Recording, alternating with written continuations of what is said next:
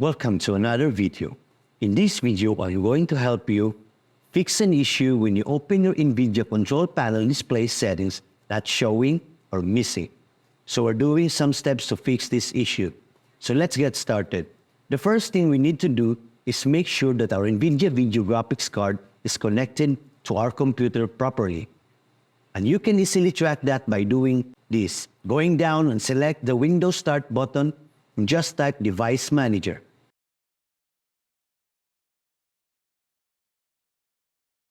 In the Device Manager, we just want to expand display adapters.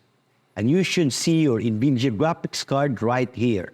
If you don't see that, then it may mean that your graphics card are no longer working or is not connected properly to your computer. After we check the Device Manager, if you're not seeing the display settings or the NVIDIA control panel, I recommended performing an update of the drivers for your NVIDIA graphics card. And you can easily do that simply opening up GeForce Experience. Select drivers on the top left and selecting Download. Once it downloads, select Install. And it goes to installation process for your video graphics card. Once the graphics card are updated, and if you're not still seeing the display settings within the NVIDIA control panel, that means you have an issue with the NVIDIA service panel on your computer.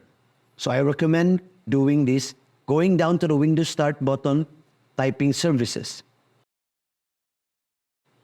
Once this is open, simply scroll down until we get to NVIDIA. And here, we just want to make sure that the NVIDIA Display Container, LS, and the NVIDIA Local System are both running and automatic. So right-click that and select Properties. And we just want to ensure that the startup type here is automatic. And if you see that it's currently stopped, select Start.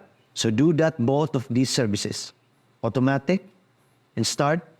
Then close the services, reboot your computer, and hopefully by then it will help and the display settings is now showing.